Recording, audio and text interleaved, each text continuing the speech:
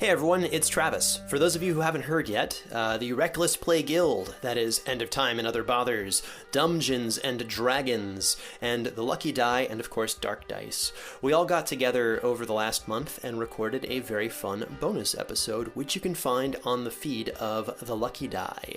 The episode is titled The Reckless Plays. It's 163 minutes, and you'll find it between episodes 105 and 106 of The Lucky Die. So it's a ridiculous hilarity with a little bit of horror. Soren Arkwright even makes a guest appearance. I play one of the characters, and Rowena is the DM. So it is a whole lot of fun. Hope you enjoy it, and maybe check that out. Also, real quick note, Sean Howard and myself and Cap Blackard will be giving a panel at PodFest in Orlando in just 2 weeks to talk about personalities and personability, basically what it's like to be a dungeon master and how that relates to greater podcasting. So we hope to see some of you at PodFest in Orlando, otherwise known as Audio Drama Con, and if you're not there, I believe it might be recorded as well, and it'll be available as a digital lecture. Kaitlin Statz, the voice of Sister Tsavorite Cavernsfall, and also the writer for many of our stories, will also be at Emerald City Comic Con with myself, giving 2 panels, one on sound design and one on how to make an audio drama podcast. And that'll be the following week, in just 3 weeks, March 12th and 13th. So if you can't make it to Orlando, perhaps we'll see you in Seattle and possibly at many other events throughout the year. So once again, thank you all for supporting us, listening to us. We hope to entertain you more in the future, and actually the very near future. Let's get started with Dark Dice.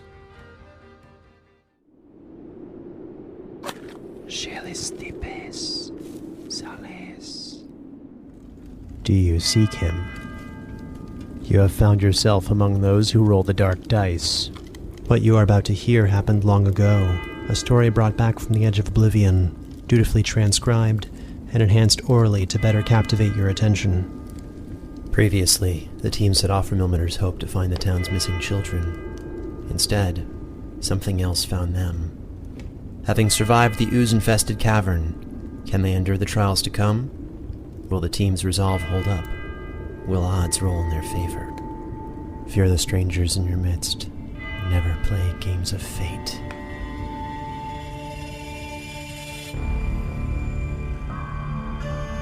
Dark Dice, Chapter 10. Tortured.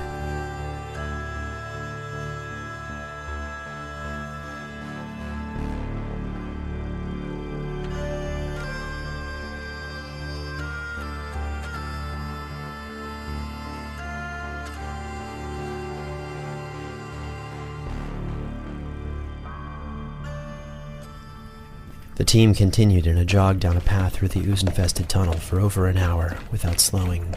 Muscles weak, exhausted and covered in a cold sweat, the adrenaline and fear wore off only well after the walls around them were no longer alive and in motion with gelatinous hunger. As their eyes bore witness to solid limestone, the team reluctantly slowed their pace, pushing their aching muscles on for another hour as the ever-descending passages narrowed, barely accommodating single-file passage. Gradually, the chill of the icy passage warmed to an oppressive humid decay, which further unsettled the team, sweat visible upon their garb, stinging their eyes, and loosening their grip on dying torches and pitted steel. The team caught their breath over the next hour of slow travel, until Soren silently hissed at the others. As they slowed their descent to an even more cautious pace, now checking for traps, they had become acutely aware of the dim blues and greens in the distance, and all at once saw an opening ahead of the team that led into a vast chamber, well lit by faint-colored light. Up ahead, it looks like a forest. You say a forest? I'm just as confused as the rest of us. I thought we were descending. All the way down here? That sounds like the work of magic. Well, age before beauty, lead on. Were you referring to me? You are the age, yes, so please go through and tell us all what we're dealing with. If it is for the good of the team, then I will take the lead for the next couple of seconds and look for traps. Please hold on a moment so I can squeeze by. Okay, no traps, okay. Okay, we're clear. Led by Father Westpike, the bruised and sweating team slowly emerged from a hollow, seemingly set within a large white leafless tree, located in the middle of what appeared to be a great forest. The ground underfoot was grassy, and the crisp scent of autumn permeated the air, defying logic, as they very clearly must have been deep underground. An orange maple leaf passed by on a warm breeze, almost seeming to carry a melody with it. With a 22 in history, I recognise the sound as an old Sylvan harvesting song. It's obviously a leaf, so it's not singing the lyrics in Sylvan or Elvish, but it's typically sung by dryads, nymphs and the such, and elves who lived in the woods. Oh. High above, countless fireflies gently swayed, and in the twilight sky beyond, no sun was visible, but hundreds of unfamiliar stars seemed to twinkle and shift, within a dizzying display of dancing, rippling colors that stained the sky. They're so pretty. What? The stars. Old constellations, they seem almost familiar. Soren recognized a great baleful star overhead, a beacon to something he hadn't seen in years, the constellation of Eretia. From here, it looked less like a star and more like a hole through which something bright stared at him from the other side. In his weakened mental state, this somehow comforted him, relieving him of 5 stress damage. Well, there are no signs of animals, no dogs or wolves. Something's definitely off about this place, but over here there's a dirt path that leads in 2 directions. We'll call them north and south. Which way, Soren? The tracks lead north, and we're not too far behind. Can we stop to look around the tree for a moment? I thought we didn't have time to sit around. No, that is true, but I'd like to get a better idea of where we came from, so we can find our way back. Oh, good gods!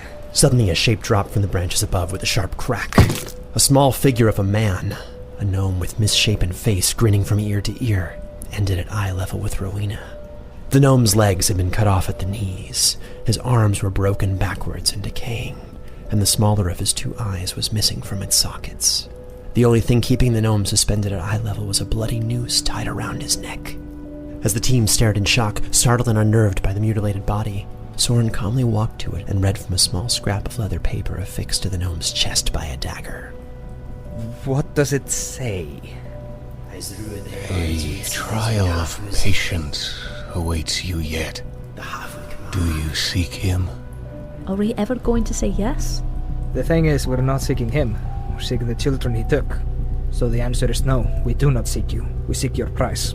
I basically say to the corpse for some reason, but okay. That was sterling. I'll give you a good pat on the back. Not like the hearty, smacks you've been delivering to me, but, gentle. Oh, there have been no smacks since the incident with Lady Cavernsfall. Soren, is this the time? Yes. Does anyone want to see what he has to say? Does anyone want to watch? That was quick. And I do not want to be looking at this. I'm quite happy not to. I do. Out with the dark lantern. From beneath his heavy traveling cloak, Soren produced an old bronze lantern, worn with age and tarnish, containing a small black candle. Without action, the candle flashed to life, burning with an eerie emerald flame. Soul of the fallen, I command you to return. Soul of the lost, return to this vessel. Grant me your wisdom, grant me your thoughts, and I might free you from this torment. Speaking low and incomprehensibly, the flame's light grew and grew, casting a hideous green glow in a wide radius around him. The flickering light threw writhing shadows that danced around the pale leafless tree, and the pale bark seemed to undulate like flesh. Moments later, an ethereal swirling figure descended toward the hanged man, pulling itself on broken limbs down the length of rope, pushing itself into the gnome's mouth, seeping through the gaps in the teeth filed to points, past the remains of a tongue, which had been cut out, into the now convulsing body. The sanity of the onlookers came into question. Who was watching?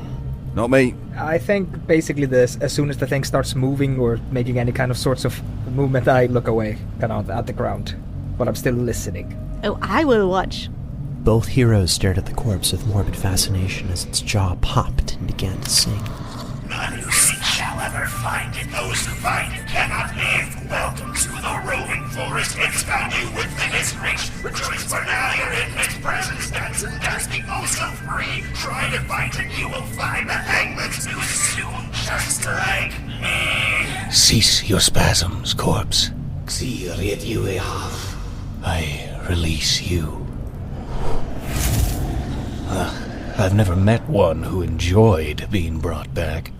As Soren expunged the light from the candle, the forest returned to its uneasy hum, free from the spirit he had sought to converse with. The soul of the gnome, grey and smoking, clawed desperately at the corpse as it was pulled unwillingly into the glimmering stars above. Maybe there's something else on the body that we need to have a look at. Ugh. Oh, he's got tatters for clothes which just sort of hang on him. Yeah, he's pretty mutilated. I suspect he probably doesn't have any hidden pockets or compartments. Is the nature of the mutilations that have happened to him indicative of any sort of, ritual or related to any sort of gods or myths that I might know about? That will require a knowledge religion check. Now, could I argue history? You literally just said rituals and gods, so probably not. Could you tie it into history with a different line of thinking?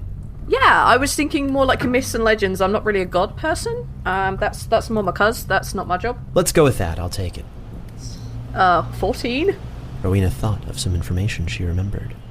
So, not that I'm checking this guy out or anything, but he's not wearing much and, bleeding in quite a few different areas. Historically, the removal of genitals is some kind of, a serial killer thing, like a religious serial killer thing. That's really as far as I can guess at.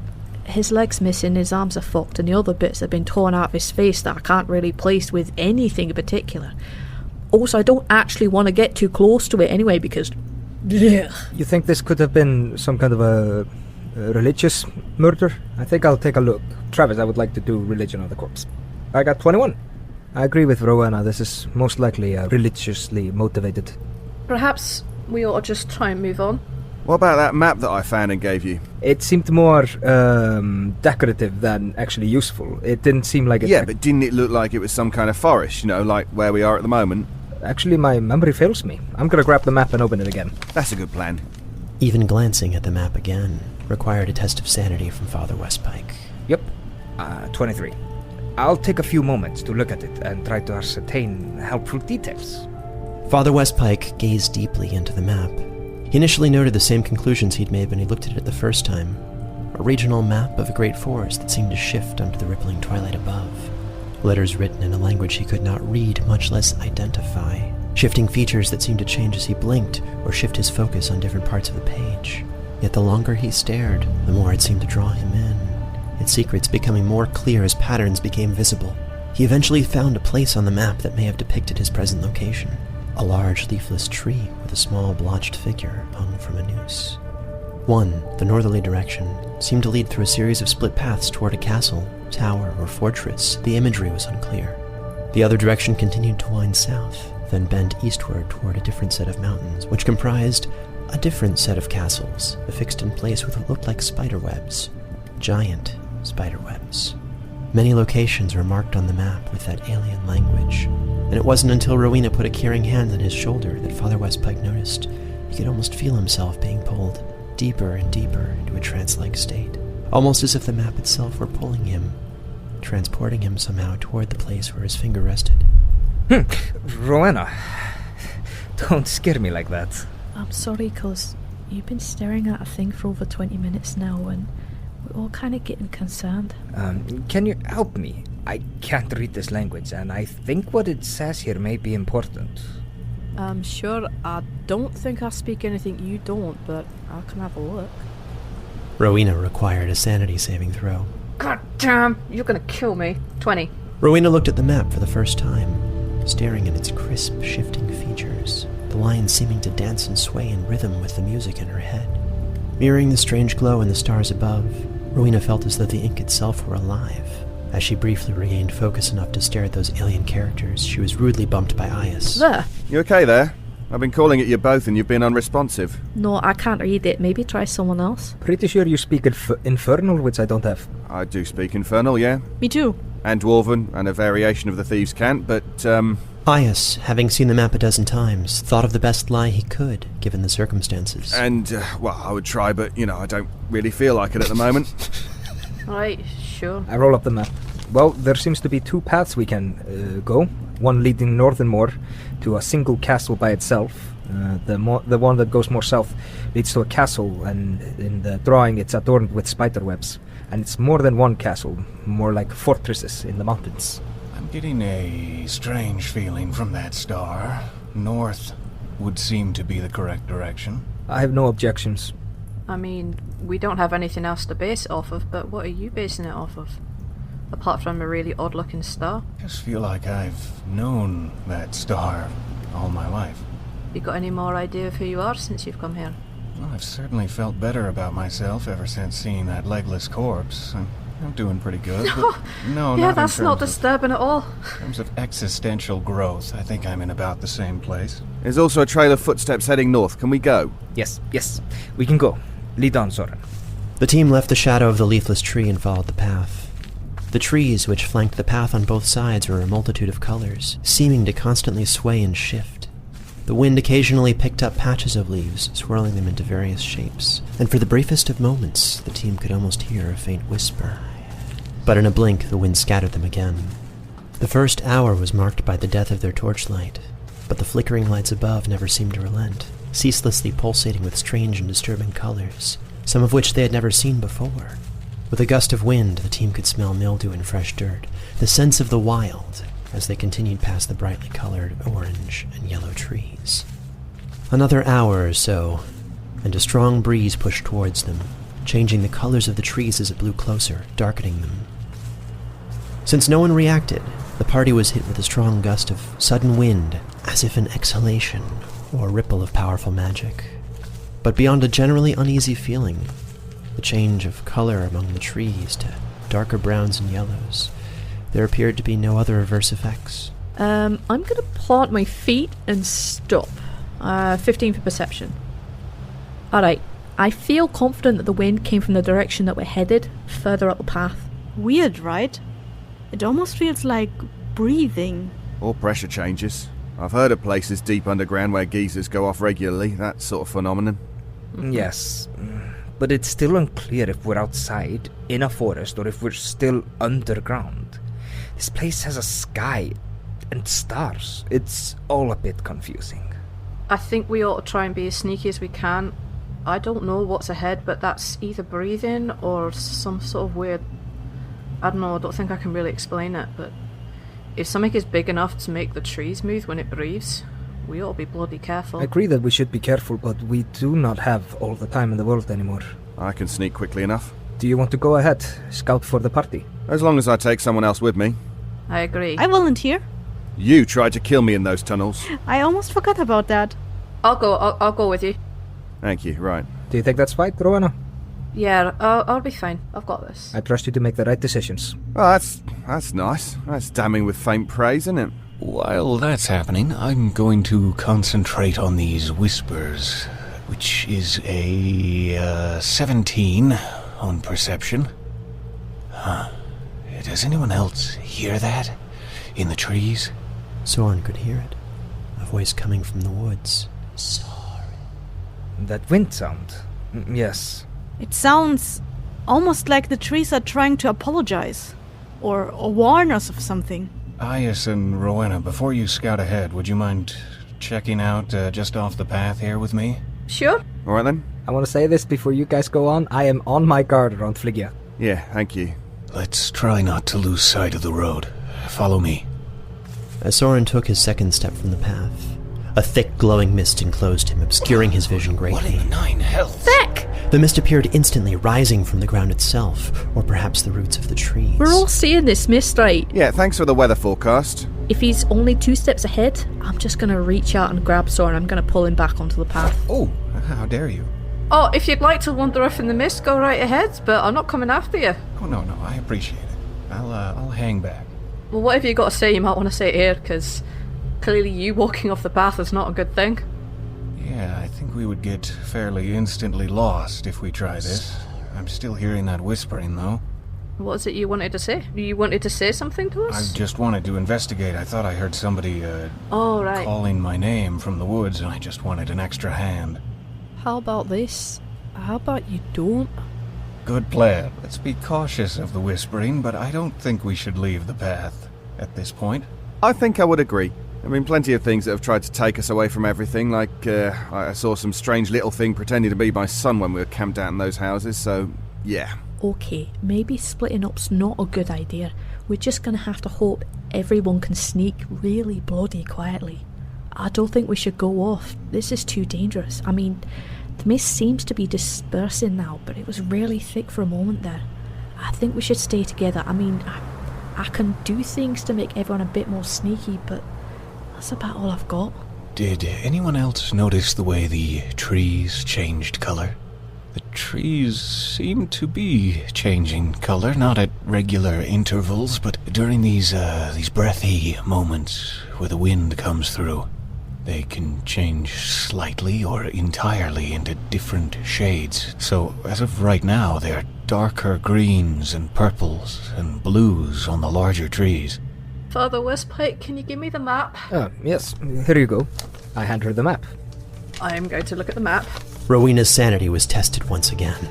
Nope, that's 10. Rowena's eyes and mind ached as she looked over the map again in greater detail. Her stress increased by 10, edging her closer toward the tipping point. That's fine, I can take that. I'm great. I suspect, since the tree said Soren's name, that maybe the mist only affects him.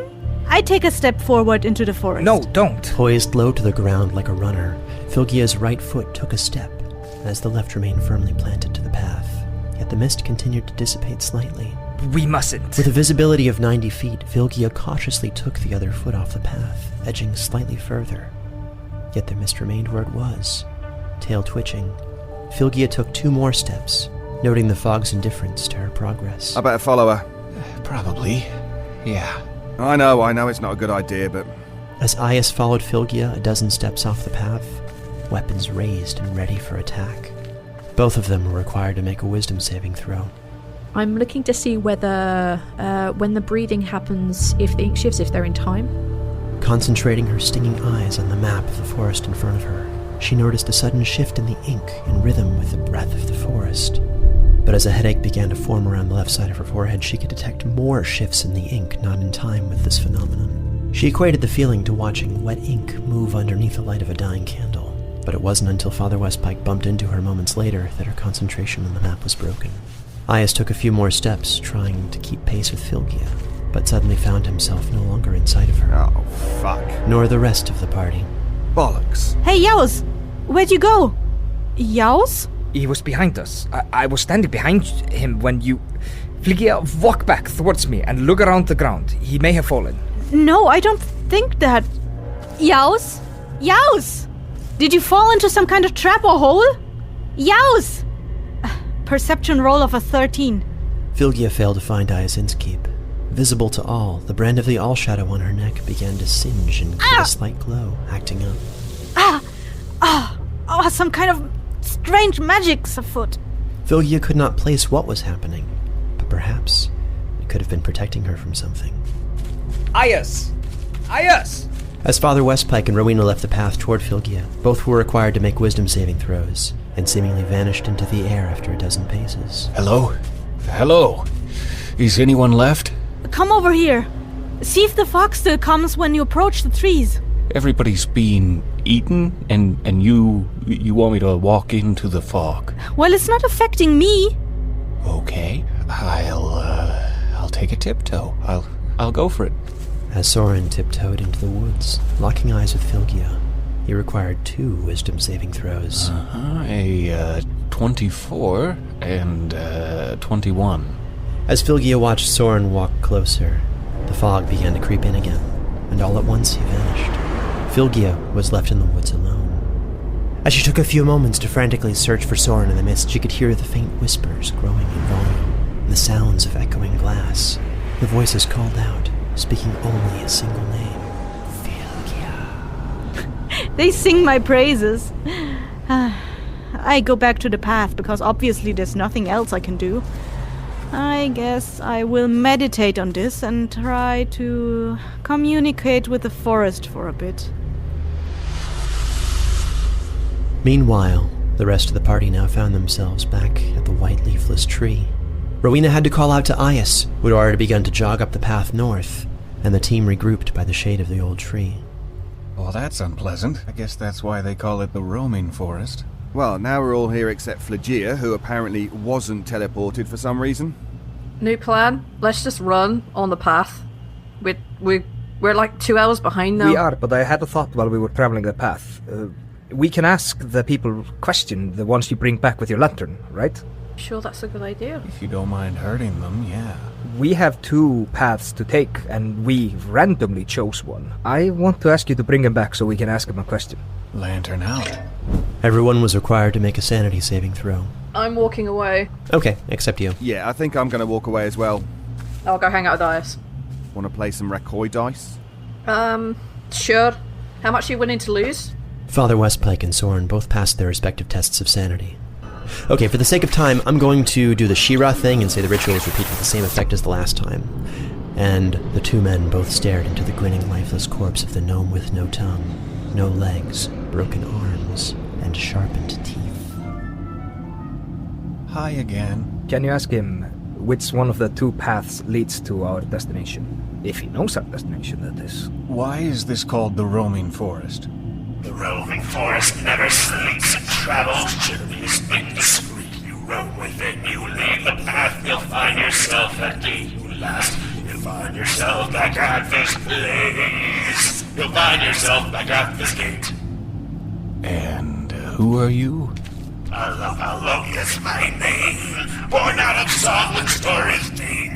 I've traveled far, I've traveled wide. I was sent here and then I died. You were a bard when you were alive. Does that name mean anything to me? Pullo? Father Westpike did not initially recall having worked with or heard of a bard named Pullo within Westman's Hold, nor Ilmater's Hope. Mr. Pullo, the castle to the north, what is it? What is there? What's its name? Follow the path to where it goes. Follow the path, and then you'll know. You left a week and a half ago. If you seek him, you'll know. You'll catch the children, they are slow. What? So, the castle to the south, what are they? Delightful, perhaps. Things you'll hear. The spider's silk, the giant's spear, of unicorns, and so much more. And I'll drow with... Alright, so fuck the south. So it sounds like we still need to go north. It sounds like that's where the other party went, but it sounds like they have been trapped by the same obstacle we ran into and may not have made it to their destination yet. You shall pass 3 nights of trim before you reach the one whose head. Do not turn round or you will find yourself here quite soon. Should you leave the path, you'll soon meet the silent faithful. The clay hag and her dolls. Above all, beyond great gates, you will find your face. Trust not all, for one here betrays. The other will betray and wait him. It is your fate. I don't like this forest at all. Clearly a cursed place we are stuck in. Please, put away the lamp. I have nothing more to ask, unless you have more questions, though he seems to be enjoying the spotlight. You said it takes 3 days to reach the destination to the north. Are there any areas to rest along the way, or is it all the same? The world is your nest, and soon find much rest. Only 4 will arrive, and shortly after he will die. Knife in the back by one who is near. With some new friends he'll persevere. The dragonborn madman woos, for the other 9 leagues below. A trial of patience it waits, as worms await your fate, as he awaits your fate. Let's put the lantern away. I release you. Goodbye, Pullo. Yes, I think we need to book it. Try to catch up with Flygia. I hope she's fine, or that she hasn't joined whatever roams the forest. I don't care. Well, it sounds like we're about 3 days out, and we cannot turn around or stray from the path, or we'll end up right back here. It is strange, though. I keep seeing and hearing that phrase everywhere. It's a trial of patience. I'm wondering if there's more to it than simply running for 3 days, but I don't know. Perhaps this place will play tricks on us, try to lead us off the path using puzzles and riddles and such. Calling my name. Yes, actually that was why we're all here. Sorry about that, by the way. I do not believe you did this intentionally. Iaus won the game of dice, by the way. He's very good. How? I didn't even roll. Rowena did, but you don't need to. She never stood a chance. Iaus' sanity recovered slightly as he alleviated 5 stress from running through the familiar actions of his game. A large grin formed, contrasting the fresh scars on his face from where the ooze had burned him. Ha! That'll be 17 copper. Really? I thought we were just playing for fun. You most certainly didn't. Pay up or recoil haunt us, that's totally a thing. You're making that up, but here's the 17. Anyone else want a game? No, I would like to hurry up to catch up with Flygia. Right. Guess we're done with the corpse party then. So the gist is we just keep going north? That seems to be where the children went, at least, yeah. Iaus pocketed his special dice set, his right arm noticeably still weak from Flygia's attack earlier the same day. And how do you know he was telling the truth? Usually my lantern gets the truth out of people, but we never know for sure. And so the team began their journey north through the roaming forest for the second time, warned about some of the dangers that lurk mere paces off the path.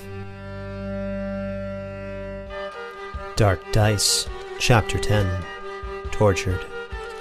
Starring David Ault as Iaus Innskeep, Peter Lewis as Soren Arkwright, Eyþór Viðarsson as Father Sindri Westpike, Kessi Riliniki as Flygia the Witch, Hem Cleveland as Lady Rowena Granitepike, and Travis Vengroff as Dungeon Master and Pullo, with transcriptions by Hem Cleveland. This episode was co-edited by Sarah Buchynski and Marisa Ewing, produced with sound design by Travis Vengroff, and mixed and mastered by Marisa Ewing.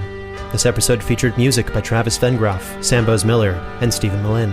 To support this presentation and get access to bonus releases, music, and an early copy of the adventure, including transcriptions, artwork, and more, please join our Patreon at patreon.com/libertypodcast. You can also follow us on Twitter, Instagram, or Facebook at Dark Dice Pod. This is a Fool and Scholar production. Thank you for listening.